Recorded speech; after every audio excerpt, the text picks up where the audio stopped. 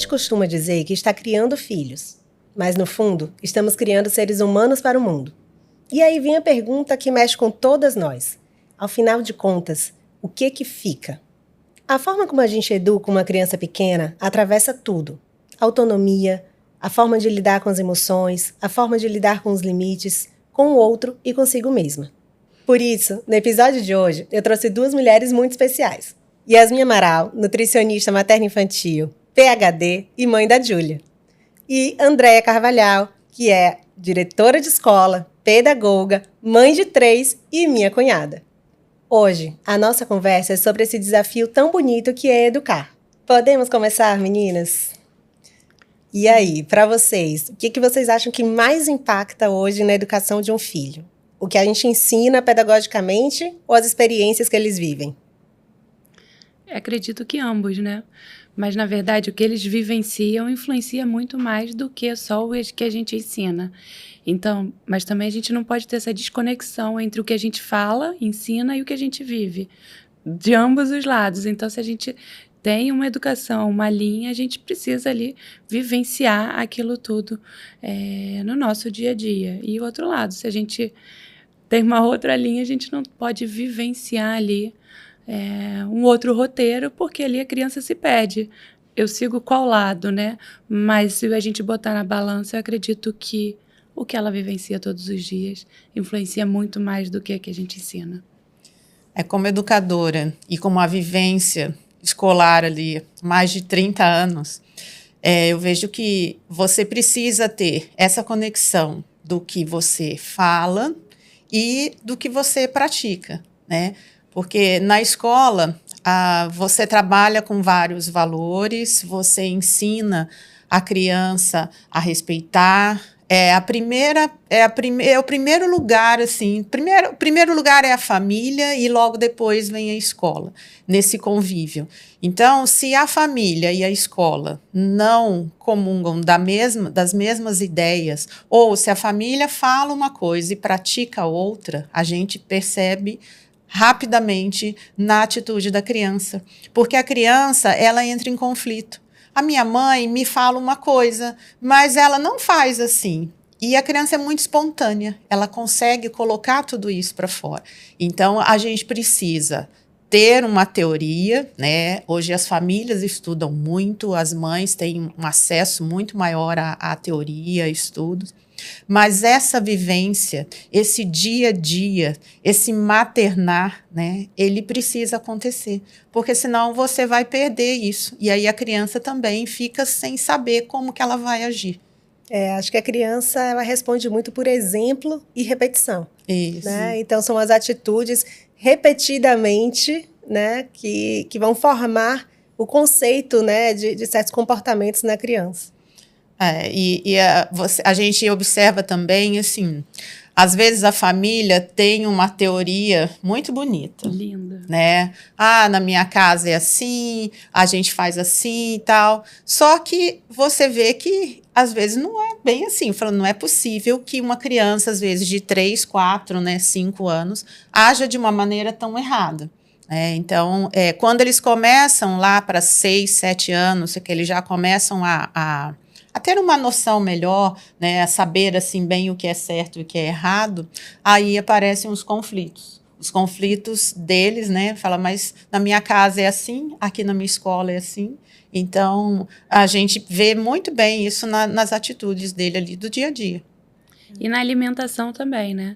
Porque quando a gente está falando para a criança que tem que comer isso, aquilo outro, se ela vê o pai, a mãe, o cuidador comendo outra coisa completamente diferente, ela vai falar, poxa, mas por que eu tenho que comer isso se minha mãe, que é meu maior exemplo, que é meu espelho, né, come uma coisa diferente? Eu quero comer o que ela está comendo.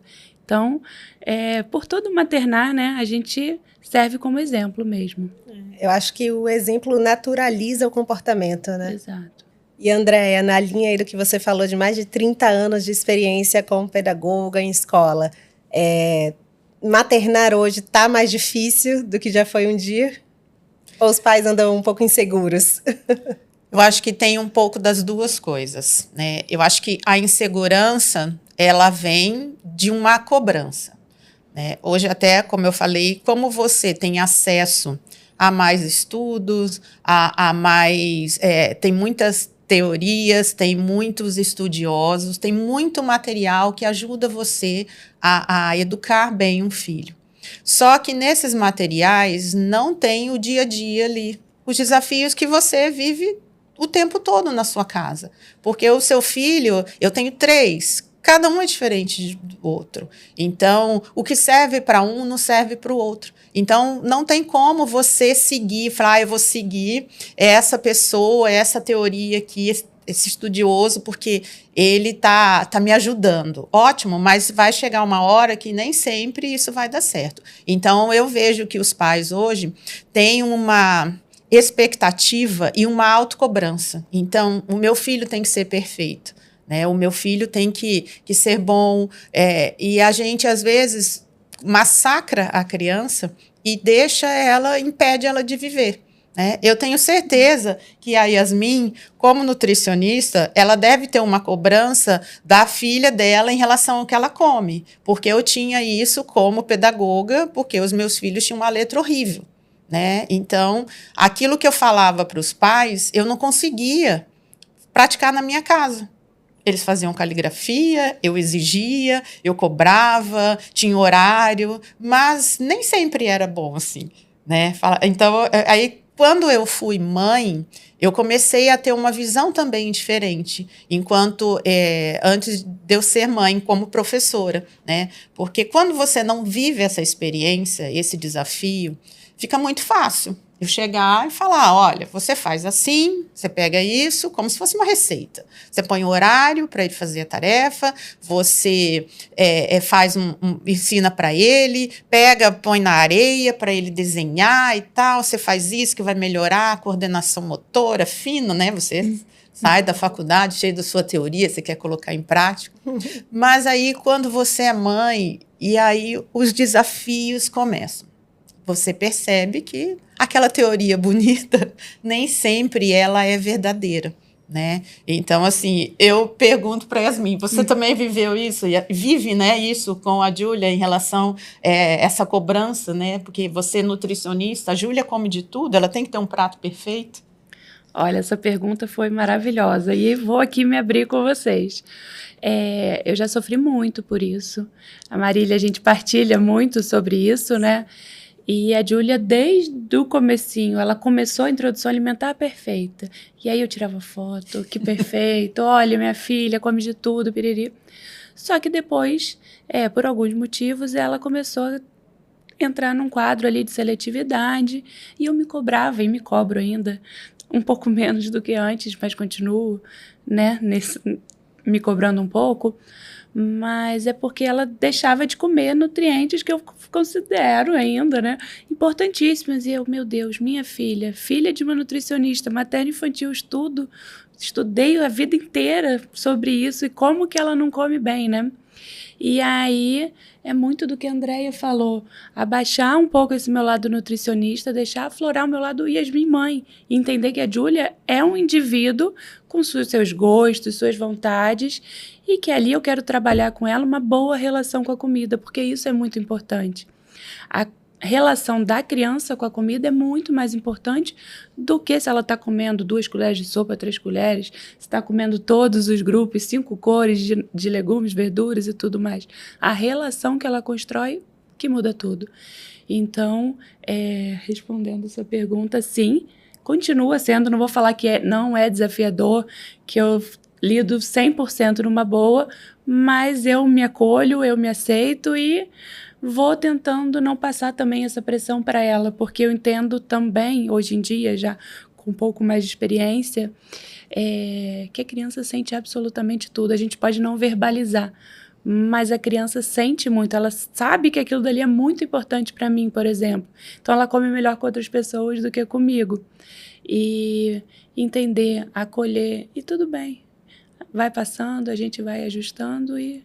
Hoje em dia, por exemplo, ela já tem uma relação muito melhor com a comida. E por isso, não porque eu fiquei forçando, não porque eu fiquei obrigando ela a comer, e sim porque eu entendi que era o momento dela e a gente vai construindo. As teorias não nos dão garantias, né?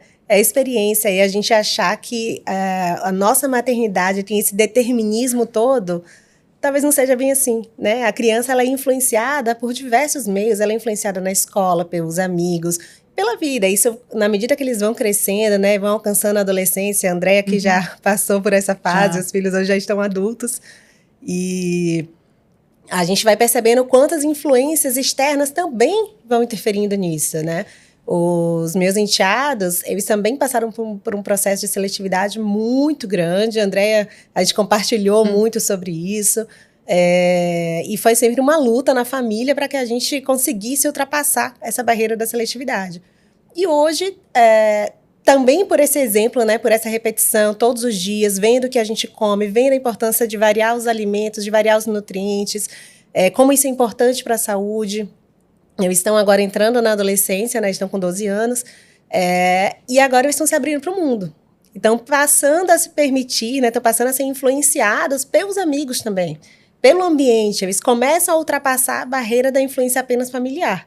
Então, agora também outras coisas estão acrescentando nessa alimentação, e hoje já comem muito melhor do que comeram um dia, já entendem mais a importância de uma proteína, que eles também passaram anos sem comer uma proteína.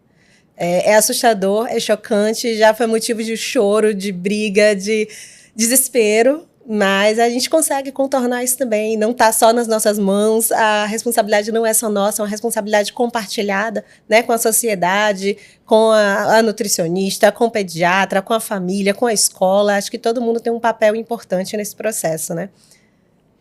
Em relação a eles, né, os meus sobrinhos, o que dava mais tranquilidade até um pouco é porque eles se desenvolviam, né? Eles sempre tiveram uma boa saúde, ficavam um pouco doentes, né? Não tinha uma frequência assim de doença, então, por um lado, a gente ia acalmando, mas a eles não comerem, né? A seletividade deles era muito, muito forte. E o que a Marília falou da exposição repetida é o que faz a diferença. Porque se a gente entende, a criança não come, sei lá, legumes alaranjados, então não vou dar porque ele não come.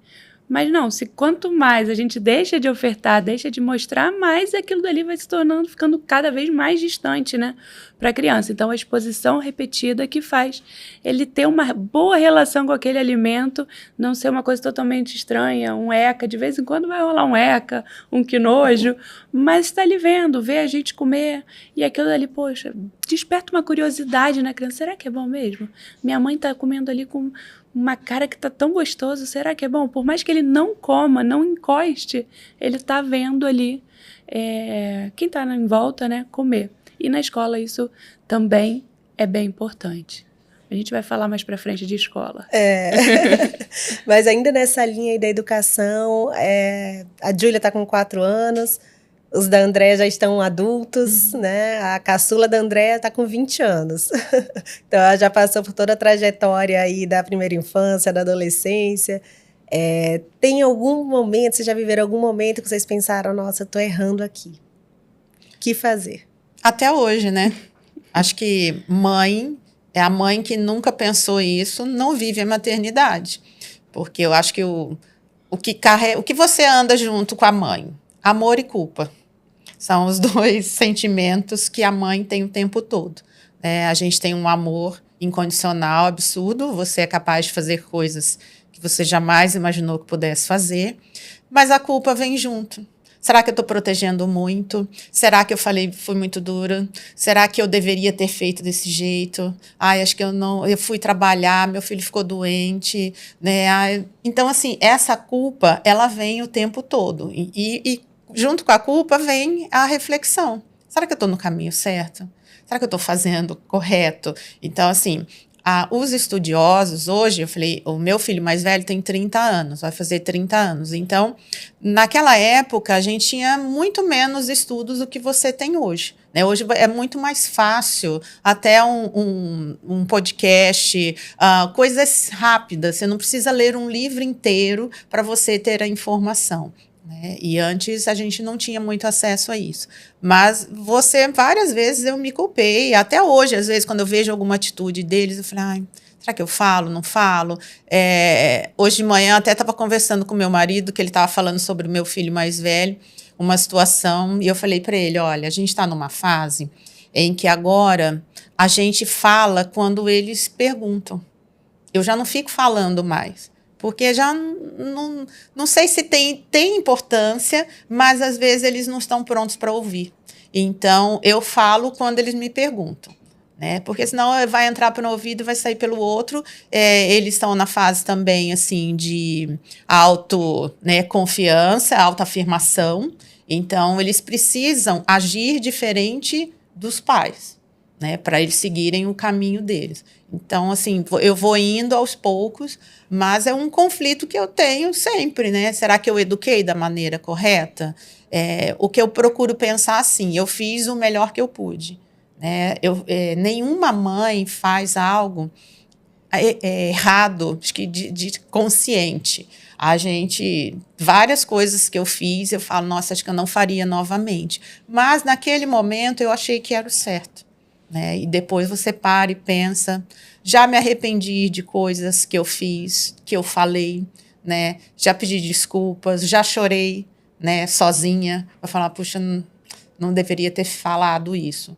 Mas, então, assim, eu já senti muitas vezes, né, que talvez não tivesse feito o certo.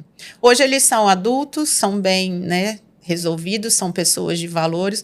Então, acho que, fazendo um balanço geral, acho que eu fiz um bom trabalho, né? Eu e meu marido fizemos um bom trabalho. Com certeza. Mas dizer que, você já pensou que educou errado? Sim, já pensei. Mas eu acho que o que você falou aí, que é muito importante, é essa reparação de danos, né? O momento em que você identifica isso e vai e pede desculpas, você humaniza a relação. Uhum. Você mostra para os seus filhos que você também não é perfeita. Isso. E tira a expectativa deles também de serem seres humanos perfeitos, que nunca erram, né? O importante na vida é quando vier ali a pedra, a gente saber contornar, a gente saber reparar. E eu acho que é nesse caminho que hoje a visão... a criança, ela tem uma visão dos pais como super-heróis. Então, na visão deles, o pai e a mãe, eles não podem errar. E quando você erra e você admite para eles que eles erram, né, que você erra, e que errar é possível, que ele também vai errar, e que se ele errar, tá tudo bem.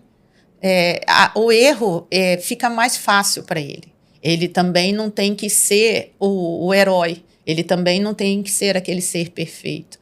Então, é muito importante que a gente reconheça quando a gente erra, que você peça desculpas, né? Depois fala, desculpa, não deveria ter falado naquela hora, eu estava irritada, eu estava cansada, você me falou de um jeito ali, eu respondi para você daquela forma. Né? Então, é importante que eles vejam que isso que errar faz parte da vida. É natural, né? É natural do ser humano. É aceitável, né? E a gente também tem que aceitar o erro, porque senão ele vai ser aquele adulto que não vai permitir o erro nem dele, nem do outro. E aí dificulta muito os relacionamentos. Com certeza. Com certeza. E a Júlia, você tem 4 aninhos, mas você já viveu também essa experiência? Com certeza. Acho que desde o momento que eu engravidei, e aí nasce a mãe, nasce uma culpa, isso já é falado, a gente tenta não trazer isso tanto para não aumentar esse poder da culpa nas mães, né?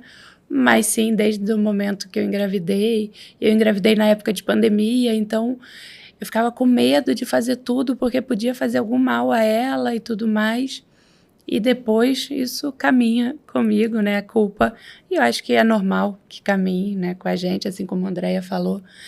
É inerente ali do ser humano, de uma mãe sentir culpa, porque a gente está querendo o melhor para o filho. Então, se a gente quer o melhor, a gente traça um caminho ali, e aí vai seguindo aquele caminho, mas, será que esse caminho estava bom mesmo? Será que era melhor um outro caminho? E eu sou geminiana, então, os caminhos, eles vão se bifurcando com uma certa facilidade. Mas eu tento também, conversa sempre com meu marido, isso é muito importante, ter uma parceria ali dentro de casa, alguém que você possa compartilhar os seus medos, suas inseguranças, isso ajuda muito, porque 2 pessoas partilhando daquele mesmo medo, ele dá uma acalmada, né? Porque só você, se você vivencia, e se você não tem, por exemplo, alguém em casa para conversar, uma amiga, uma rede de apoio, isso faz muita diferença. Então, por exemplo, a gente troca muito das inseguranças, porque nossas filhas têm a mesma idade, e isso ajuda demais, porque dá uma baixada nessa culpa, e quando você vê o outro tendo a mesma sensação, vivendo a mesma coisa que você, isso ajuda, assim, mais do que eu consigo falar aqui, porque realmente faz muita diferença. Então, acho que é isso. A culpa acompanha a gente, mas a gente, como uma rede, como maternária em rede, a gente... É possível sobreviver. É possível sobreviver, exato. Eu acho que a gente identificar esse grupo de mães que traz esse acolhimento pra gente é muito importante. Porque às vezes tem muito grupo de mães, principalmente em grupos das escolas, né, que foram formados não naturalmente por uma afinidade, mas sim pelo fato dos filhos estudarem na mesma escola, na mesma turma. E às vezes ali a gente tem comportamentos, né, de mães, de que, na verdade, potencializam mais comparações e esse sentimento de culpa, né? Então, eu acho que fica um alerta de quando a gente perceber que tá surgindo esse sentimento, é se afastar um pouco, diminuir e buscar aquele com quem você tem afinidade, né? Aquela mãe que compartilha dos mesmos valores, os mesmos princípios, e aí você vai controlando um pouquinho mais essa expectativa de um maternar perfeito, que já adianto, é inalcançável. André, mãe de 3 aqui, já ratificou de que tá certo, é inalcançável um maternar perfeito. A perfeição, ela acaba atrapalhando muito, né? E aí você também não vai ser bom para você e não vai ser bom para o seu filho, porque quando você quer aquele filho muito perfeito, você começa a comparar. Primeira comparação entre os irmãos. Como eu falei, eu tenho 3 bem diferentes. Eu identifico várias semelhanças entre eles, mas bem diferentes, né? Eu estou com 2 filhos noivos, preparando o casamento. O estilo de casamento deles é totalmente diferente. Eu falei, para um é um jeito, para outro é outro, e tá tudo bem. É o que eles querem. Então, eu acho que, igual, como eu falei, nessa fase que eles estão, eu dou apoio e falo o que eu posso, né? Então, tô quieta ali na minha. Eu falei, eu sou a mãe do noivo. Então, como mãe do noivo, você também tem uma certa limitação e tá tudo bem. Eu sou bem resolvida com isso daí, não me importo com isso. E vejo também que eles estão seguindo o caminho deles, né? Sem ter que atender às minhas expectativas. Sim. Eles têm que fazer o que eles querem, né? Mas a perfeição atrapalha muito, porque senão você compara, porque um é assim, porque o outro não é. E até na escola, vocês como mães de crianças pequenas, comparam um com o outro. Cada um vai ser de um jeito. Um vai escrever, o outro vai gostar de cantar, o outro gosta de esporte, e o outro gosta de arte, e tá tudo bem, né? Cada um vai seguir o seu caminho. A minha filha não gosta da matemática, ela nunca gostou. Ela queria uma profissão que não tivesse matemática. Eu falei, olha, é impossível, porque a matemática está na sua vida o tempo todo.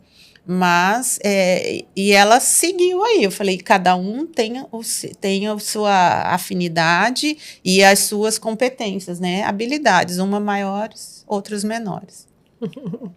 Verdade.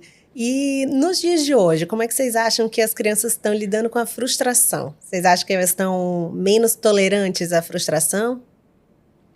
Sim, eu posso falar, sim. Porque eu vivencio lá no trabalho, né, na escola, essa frustração, eles não têm tolerância. E a frustração é de um brinquedo, a frustração é de ter que aguardar para lanchar, ter que aguardar para ir brincar. É uma frustração pequena, não é uma coisa muito grande, né? Porque você fica oferecendo tudo. As coisas com as crianças hoje acontecem muito rápido, né? O que eles querem está sempre na mão. E aí tudo tem que ser na hora deles. Então é um ponto que eu falo para as mães hoje, trabalhar com eles uma rotina, né? Agora é a hora Porque, às vezes, o que você combina com ele, você pode até fazer naquela hora, mas se não está na hora, não faça.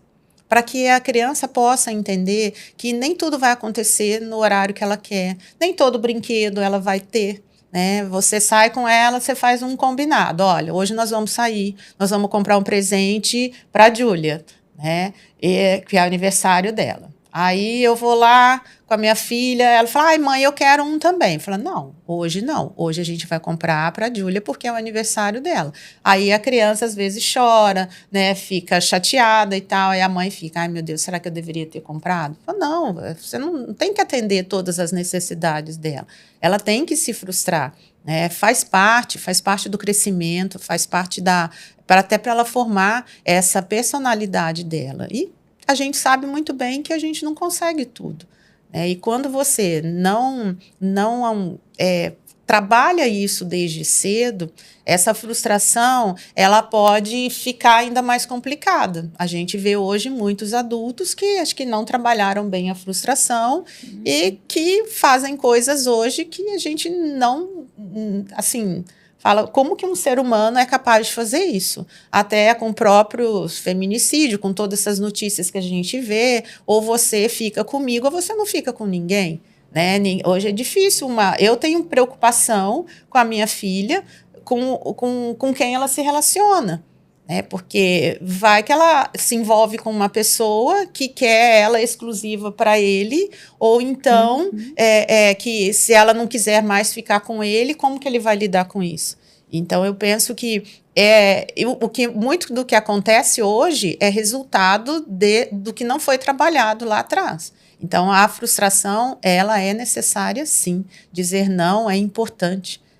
A criança precisa desse não, ela precisa entender que o que você falou com ela, o que você combina é regra, e a regra ela não deve ser quebrada.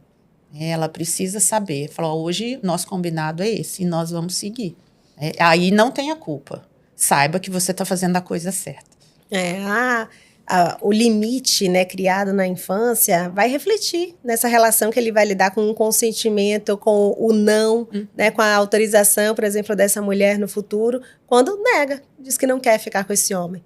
Então, se ele não teve limite, se ele sempre teve tudo que ele fez, ele não vai ter a mesma facilidade de aceitar e não desenvolve regulação emocional, não desenvolve tolerância, e pode se tornar um ser humano capaz de atrocidades, como a gente tem visto, né? É realmente assustador isso. Mas aqui é para a gente ratificar a importância dos limites, né? E a gente não precisa criar frustrações, mas saber lidar com as situações que naturalmente acontecem na vida. Às vezes a gente pode sim flexibilizar uma coisa ou outra, mas o que foi combinado, o que foi estabelecido como uma regra, é importante para a criança perceber que há um momento para todas as coisas, há uma oportunidade, há uma justificativa para que as coisas aconteçam daquela forma, né? E que nem sempre é a vez dela, e que nem sempre ela tá ali como protagonista 100% de tudo. Ela não é o alecrim dourado. Ela não é o alecrim dourado, né? E isso ajuda, cria seres humanos prontos para o mundo, né? Não totalmente prontos, que a gente sempre vai lapidando ao longo da vida, mas ensina a lidar com as situações que acontecem quando adolescente, quando adulto, quando mais velho. E aí, porque muitas dessas pessoas que fazem essas atrocidades nem percebem a atrocidade que fez, porque para ele, tá certo, quer ficar comigo, não quer ficar comigo, então não quero que fique com ninguém, pronto, acabou. E acha que não tá ali 100% errado, né? Então, quanto mais cedo a gente conseguir construir isso na criança... E eu acho que a gente perpassa também pela tolerância dos pais. Os pais não têm tolerado a birra da criança, que é algo natural do desenvolvimento infantil. Enquanto os pais, na verdade, querem acabar com a birra a todo momento, eles se perdem em entender que a birra faz parte do desenvolvimento e que aquela orientação, a manutenção dos limites, de uma forma firme, mas gentil, é tão importante para que ela se regule. E assim, essas crises de birra vão até diminuindo. Mas é importante você enfrentar aquele desafio. Né? Os pais estão menos tolerantes e aí terminam fazendo pela criança, não tem paciência, não, deixa ele não sabe fazer, deixa que a gente faz logo aqui. Não, ele não vai conseguir, vai demorar muito para ele fazer, a gente não tem tempo. Então, as outras urgências, as outras necessidades estão ultrapassando as necessidades da criança. Então, as crianças têm se exposto a menos situações em que seriam oportunidades para elas desenvolverem regulações emocionais, né? Não sei se vocês concordam. E o medo também do julgamento de terceiros, né? A criança faz uma birra no shopping, comprando presente. Você fica pensando, poxa, o que tá pensando? E hoje, com tudo gravado, né? Todo mundo grava. E entender, não, tá fazendo a birra. É normal da criança fazer birra, né? Tá ali se desenvolvendo. Essa exposição que tem, né, de que hoje tudo acontece, qualquer situação vai para a mídia. Aí viraliza. Então, assim, às vezes situações normais e simples tomam uma proporção muito grande. E aí você cai no julgamento das pessoas e ninguém quer ser julgado, né, por isso. Então, isso daí atrapalha muito.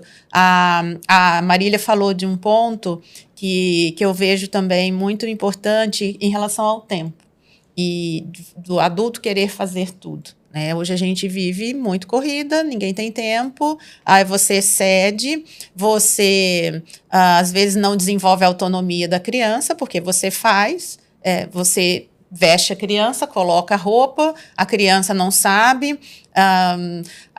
Quando a gente tira o lanche, né, de dentro da lancheira da criança, você tem que escrever o nome. E a gente sempre orienta para os pais, mostra para a criança o que ela está levando. É importante que ela saiba, porque você coloca o lanche lá e fala, não, mas não foi isso que eu pedi para minha mãe. Meu lanche não é esse. Fala, não, esse lanche é o seu. Né? Fala, não, mas não foi esse que eu pedi. Então, assim, envolver isso, porque você faz correndo. Você coloca a roupa, você resolve o que ele vai fazer, você dá comida na boca. Então, todas essas atitudes acabam atrapalhando a autonomia e, óbvio, o desenvolvimento da criança, por conta do tempo. E muitas vezes a gente termina até, para ganhar esse tempo do adulto, também usando das telas, né? Usa das telas para a criança conseguir comer, a criança não está nem olhando para o prato, não sabe o que está comendo, mas está ali olhando, assistindo o desenho, né? E a mãe feliz porque a criança está comendo. E não sabe as consequências que isso pode vir, né, Yasmin? Explica para a gente um pouco. Exato, porque a criança está ali aprendendo abrir a boca, mas nem mal aprendendo a abrir a boca, na verdade, né? Ela tá ali num automático, olhando a tela vidrado, hipnotizado quase com aquilo, e não tá percebendo o que tá comendo, se ainda tá com fome, se já tá saciado. Vai perdendo essa regulação de fome e saciedade que é extremamente importante, que é lá no adulto depois, quando tiver alguma questão com peso, ou quiser olhar para a nutrição de uma outra forma, vai batalhar tanto para reconstruir esse poder, né, da gente de fome e saciedade. Então, o que eu sempre converso com as mães, eu sei que é muito difícil, e isso também, depois que eu tive a minha filha, o modo que eu falo com os pais é outro, porque a gente sabe como é o dia a dia, a gente vivencia isso. Então, criar ali. E aquilo que eu falei, repito, quando tem um ambiente familiar, as pessoas estão comendo, tá? Um momento da refeição. Não é só a criança comendo, correndo para ir para a escola. Então tá ali, todo mundo comendo. Tal como a gente tem um horário para ir em algum lugar, para ir fazer outra coisa, para uma reunião de trabalho, ter um horário para alimentar, para se alimentar ali com o seu filho. E aí a gente vai burlando, né? Burlando não, mas assim, tirando de cena a tela, porque muitas vezes chega no consultório já com a tela. E aí a gente tem que ir nesse processo de ir tirando. E aí vai de um dia para o outro? Não. Vai diminuindo, vai participando da tela, isso não só na comida, né? Quando a criança está muito acostumada a telas e desenhos e tudo mais. Que aquele seja um momento compartilhado, então o cuidador, quem estiver junto, discuta aquele desenho, que seja, e ir diminuindo o tempo de tela, diminuir o tipo de desenho também, para ir construindo até chegar no momento que aquilo dali vai ser esporadicamente, de vez em quando, porque como a gente proíbe 100% também, vira uma coisa maravilhosa, assim como, por exemplo, um doce. Você não pode comer doce de jeito nenhum. Ver todos os amiguinhos comendo, só aquele indivíduo não pode comer. O doce parece que é a coisa mais mágica, melhor do mundo. E aí também não é legal. Deixa comer, mas saber que é só de vez em quando e que aquilo dali tá tudo bem, ok. E não se cobrar, nem cobrar a criança. A criança só no brigadeiro de banana, um brigadeiro de chocolate. Tem seu valor, tem né? Tem seu valor, só brigadeiro de banana não dá. Não dá. É muito mais fácil ensinar a criança que é possível. Sim, né? exatamente. Não precisa fazer parte da sua rotina, do seu dia a dia, né? Mas é possível se alimentar também, ter os prazeres, viver uma vida de equilíbrio, né? Acho que essa é a grande chave. E perceber também que esses momentos das refeições familiares é um momento de tanta conexão em família, né? É um momento em que você conversa, um momento que você percebe o que você está comendo, que você tem percepção sobre o seu corpo. Quando você está com filhos adolescentes, né, que eles se fecham mais, estão mais olhando para os amigos, você pergunta como foi a escola, foi bem, nada demais. Respostas curtas, e é difícil desenvolver aquela conversa. Aquele momento da refeição é um ótimo momento para isso, porque se você faz aquele momento da refeição sem telas, a conversa vai fluir. Seja até por uma música que você comece a botar a tocar, e dali vai partir um assunto, vai dizer que já ouviu aquela música, que tocou na festa de fulano, e aí o assunto desenvolve, e você começa a se aproximar também um pouco mais desse adolescente. Então, assim, o momento da refeição, eu acho, assim, um momento muito importante para os pais se conectarem com os filhos, desde pequenos. Desde a introdução alimentar. Até adultos. Hoje também, enquanto nós adultos, né, a socialização gira muito em torno das refeições, de sair para comer. Então, se a gente souber aproveitar esses momentos, a gente tem grandes oportunidades ali de conexões familiares, né? Se eu volto atrás, é para gente lembrar os momentos da minha infância e tudo mais com os meus avós. É na mesa, é ali a gente comendo, conversando. O meu avô sempre foi muito rígido na mesa de postura, de comer certinho e tudo mais. Então tinha a mesa das crianças e a mesa dos adultos. Quando a gente estava apto, a gente podia ir para a mesa dos adultos. Isso era incrível pra gente. Eu sou a neta mais velha, né? Então eu ficava, não, eu tenho que comer direitinho, tenho que comer certinho. Sou a primeira, né? Imagina o mais novo passa na minha frente. E isso... Pô, são lembranças, assim, maravilhosas e sempre na mesa, né? A comida, ela desperta na gente memórias afetivas, né? Sim. Todo mundo lembra do bolo da avó, de uma comida que a avó fazia, preferida, alguma coisa assim. E assim, eu falo que essa relação, até com a comida, né, porque às vezes você fica, nós adultas, né, que ficamos mais preocupadas com peso e controla isso, controla aquilo, a gente acaba se privando de muitas coisas e você tá, às vezes, na casa da sua avó, da sua mãe, que faz aquela comida que você não vai comer todo dia. Então, como aquela comida vai te trazer, né? Eu falei, a relação com a comida eu vejo muito assim. Ela traz uma saciedade afetiva. Não só aquela saciedade da comida em si, do alimento. Nutricional. Mas é aquela saciedade afetiva. Do que aquilo traz junto, né? Exatamente. E as telas transcendem essa questão do alimento, né?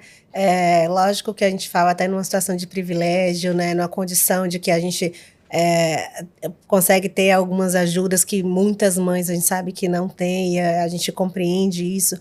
Mas, assim, é uma situação muito delicada porque há uma indústria por trás potencializando os desenhos, os jogos, para tornar vício. Né? Então, as crianças estão se viciando, estão tendo efeitos de dopamina, de endorfina, efeitos no cérebro, assim, estão tendo estímulos que não eram para ter, de que é um cérebro ainda em formação, em desenvolvimento, e que são afetados, né? Afeta o desenvolvimento, afeta a socialização, que é tão importante, principalmente nessa primeira infância, né? A escola é um primeiro lugar de exposição nesse mundo social. Então, atrasos que a gente vê, muitas vezes são causados por tela, e hoje há até uma certa confusão de diagnósticos, né, de que, tem TDAH, mas, nossa, quanto tempo de tela essa criança está exposta? Que essa criança não se comunica, que essa criança está confusa, recebendo tantos estímulos ao mesmo tempo, né? Então, acho que tem que ter um pouco desse olhar, e quando você vai entrando na adolescência, então, aí vão aumentando, dobrando, triplicando esses riscos, né, com jogos, com desafios, com misoginia, com os grupos, exposição em redes sociais tão precoces, né? Eu acho que esse é um assunto também muito delicado. Sim. Sim, com certeza. Essa questão da exposição deles, né, a esse mundo virtual é uma coisa bem, né, falei, é um outro tema muito que a gente poderia conversar muitas coisas aqui. Outro podcast inteiro só sobre esse tema. Falei, já vivi situações bastante desafiadoras, né, na escola com crianças também, de atitudes que você também acha improvável que aconteça. E que o pai e a mãe, mais ainda, né? Então, assim, mas meu filho não fez isso. Seu filho fez. É muito aquela série adolescência, né? Então, assim, toda essa parte, né, vem de tudo, né, da alimentação.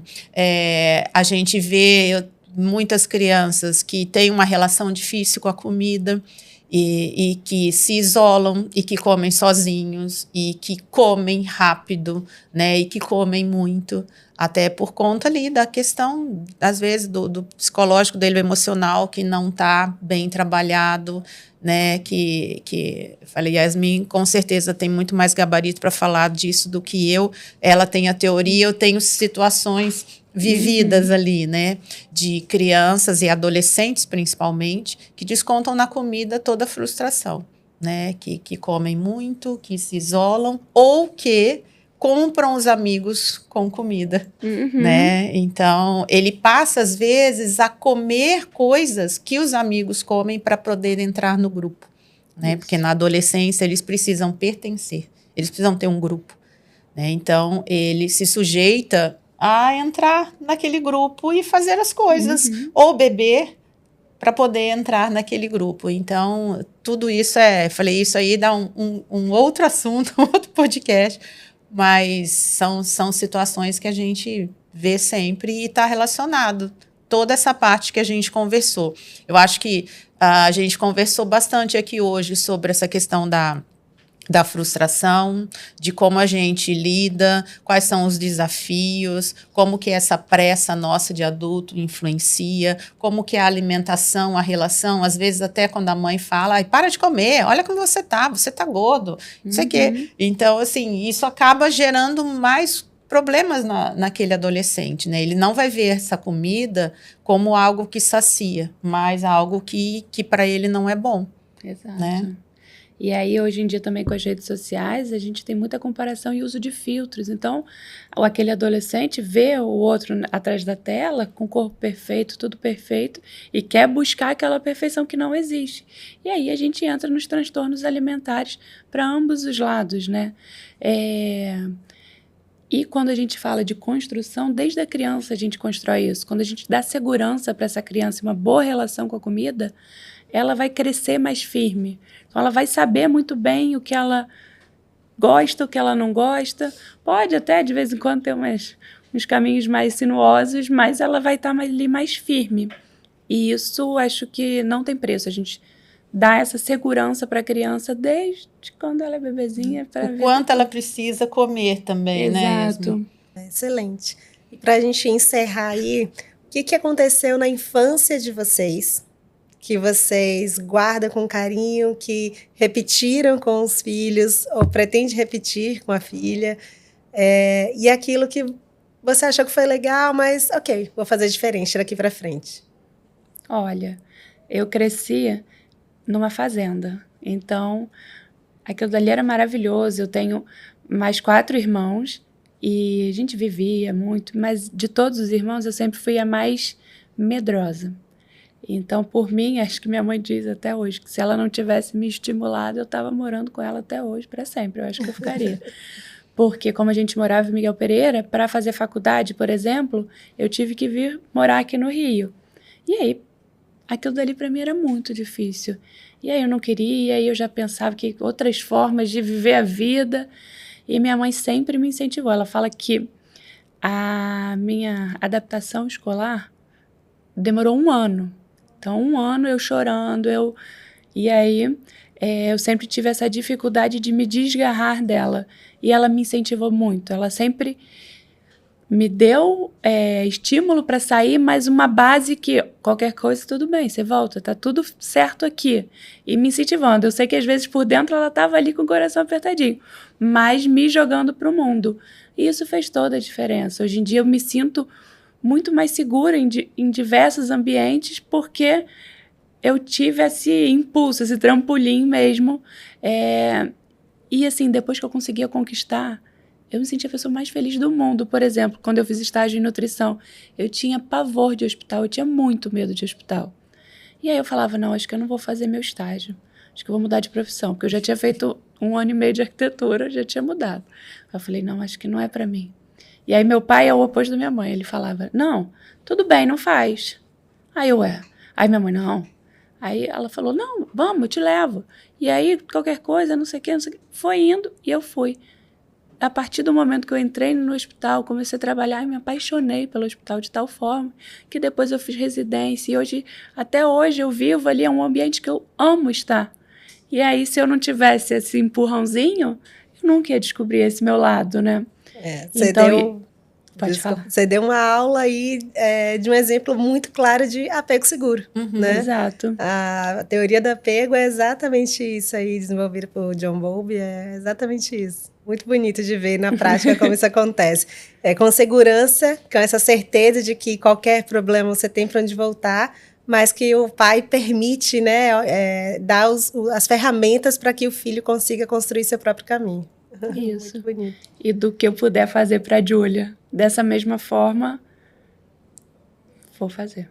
Porque isso faz a diferença, faz a vida acontecer, né? De uma maneira muito melhor do que, não, você tem que ir, e vai, e aquilo dali vai ficando uma coisa até doentia, né? Triste, a criança vai gerando ansiedade e tudo mais. Então, nesse processo, quanto mais leve, mais firme também eu puder, farei. Que legal. Eu vivi 2 momentos da minha infância. Até os 10 anos eu morei aqui no Rio, né, em Niterói. E aí meu pai foi trabalhar em outro estado e nós fomos para lá. E aqui, quando a gente morava aqui, estava sempre junto com vó, com vô. Minha avó paterna morava ao lado da minha casa. A gente dividia o mesmo quintal. E tinha minha avó materna também muito próxima. Mas o meu pai trabalhava muito. A minha mãe nunca trabalhou, sempre ficou em casa. Meu pai saía de manhã, só voltava à noite. Quando nós nos mudamos, nós fomos morar em Campo Grande, onde eu moro hoje, no Mato Grosso do Sul. Já faz 40 anos que eu moro lá. A gente passou a viver uma forma diferente. Por quê? Éramos só nós 5, né? Meu pai e minha mãe, eu e meus 2 irmãos. E a gente tinha que se resolver por ali, né? Todas as situações nós tínhamos que nos resolver. Meus avós iam sempre para lá e tudo. Mas o meu pai buscava a gente na escola, levava. O meu pai vinha no almoço, almoçava em casa, chegava mais cedo. Então, a gente teve uma oportunidade que eu acho que se a gente estivesse aqui no Rio, nós não viveríamos isso, né? De estar mais próximo, de compartilhar mais coisas. Então, a gente fazia, né, as refeições sempre, todos juntos, café da manhã e o almoço. O jantar, às vezes, era mais complicado por conta de horário, mas o café da manhã, o almoço, estávamos sempre todos juntos.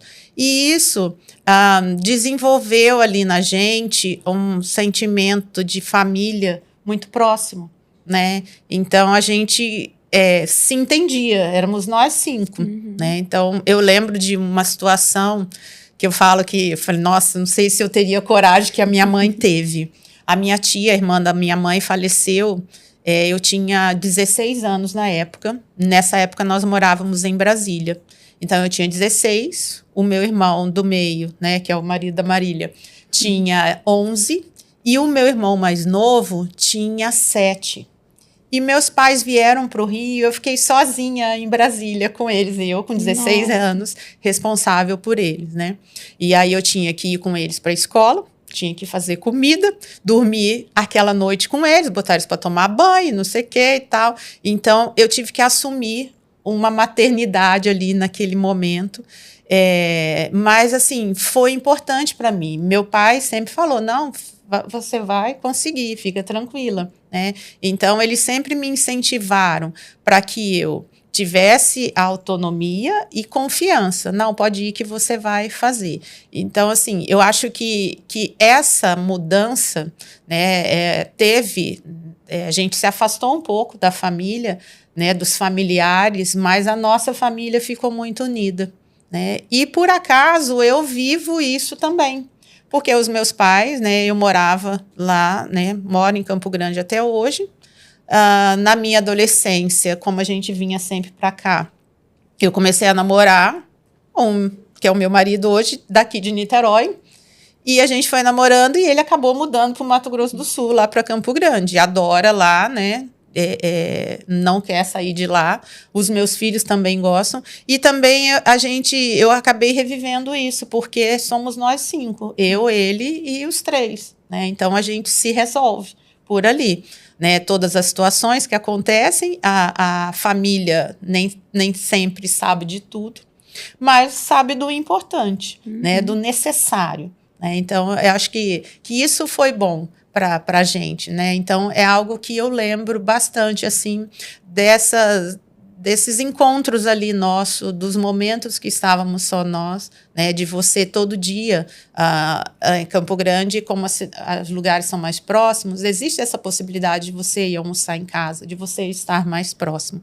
Então, eu acho que se nós estivéssemos aqui, né, não teria. A gente teria, óbvio, essa questão família, meu pai sempre ensinou muito, e minha mãe, essas questões, né, de família, mas acho que não teria tido essa convivência, todas essas situações que nós vivemos, né? O que eu não faria, é difícil responder isso, hein? Eu acho que isso fica guardado, assim, lá no fundo, são aquelas coisas que a gente não quer muito, né, falar sobre, né? Mas eu acho que são pequenas atitudes, assim, sabe? Não sei, eu tento mais repetir o que eu vivi e aprendi com meus pais do que não fazer. Eu acho que eu não tenho, assim, nada tão relevante para falar, isso eu vivi na minha infância e eu não quero replicar com os meus filhos. Então, eu acho que foi muito mais positivo do que negativo. Muito bom, né? Um pouco do que a gente volta lá do começo, que a gente estava falando sobre os exemplos, né? Você teve pais que agiram com exemplos que você assimilou e repetiu hoje depois com seus filhos. Isso é muito bom. Que bom ter vocês aqui no Maternário em Rede. Obrigada por essa conversa, assim, tão incrível, que a gente rodou por tantos temas e foi muito bacana ouvir ter o olhar de vocês sobre esses assuntos tão importantes na infância. Obrigada, Marília. Foi um prazer estar aqui hoje. Foi muito bom. Acho que foi uma conversa muito verdadeira e intensa, né? E de mães para mães, né? Os desafios acontecem, a gente vai viver várias experiências, cada uma com a sua experiência, né? E a gente vai viver esses desafios e tá tudo bem, né? Aceite os erros, eles fazem parte do processo, né? E se você achar que tá tudo errado, falei, converse. A espiritualidade também é muito importante, né? Eu busco sempre na espiritualidade também essa força e essa reflexão, né? Buscar um caminho para continuar seguindo. Também acredito que a gente é corpo, mente e espírito. Exato. E buscar esse alinhamento faz a gente ter segurança para se manter em pé diante dos desafios da vida, que vão acontecer de formas diferentes, né, para cada um, mas vão acontecer. E é isso. Obrigada mais uma vez. Você. E a gente se vê no próximo Maternário em Rede.